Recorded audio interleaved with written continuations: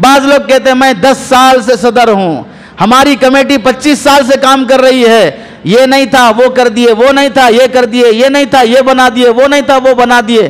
ضرورت کی چیزیں بنائے ہیں، بالکل اچھا کیا اور ثواب ملے گا اور ہمیشہ کا ثواب ملے گا۔ لیکن بتاؤ اتنے سالوں میں تمہاری اس مسجد کو ڈھنگ کا امام ملا، ڈھنگ کا خطیب ملا؟ کیوں بار بار امام بدلتا رہا؟ کیوں خطیب بار بار بدلتا رہا؟ کیوں مؤذن بار بار بدلتا رہا؟ اچھا امام اور خطیب کیوں نہیں مل سکا؟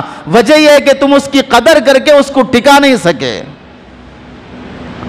یہاں بھی کام کرو، وہاں بھی کام کرو، یہاں بھاگو، یہاں ٹیوشن پڑھاؤ، وہاں مکتب پڑھانے جاؤ، وہاں دکان میں یاسین اور فاتحہ پڑھنے جاؤ، ادھر ادھر سے مانگ مانگ کر جمع کر کر کے آدمی تھک جاتا ہے، اور پھر جمعہ آتے ہی چٹھی آتی ہے اتنی لمبی لسٹ، ان کے لیے دعا کرو، ان کے لیے دعا کرو، فلاں کے لیے دعا کرو۔ کچھ ڈھنگ کے کام ایسے کرو مانگے بغیر بھی دل سے دعا نکل جائے۔ لیش پڑھتے پڑھتے تو بعض لوگوں کے نام یاد ہو گئے، مر کے 3-4 مہینے 2 سال ہو گیا، اب بھی بولنا پڑتا ہے مرحوم ہو گئے، مر گئے مر گئے۔ کتنے بار مرے؟ ارے کتنے بار مرے؟ ایک ہی بار تو مرے ہیں۔ ڈھنگ کی کام ایسے نہیں ہوتے، لیکن دعاؤں کی لسٹ آتی ہے، دعا کیجئے۔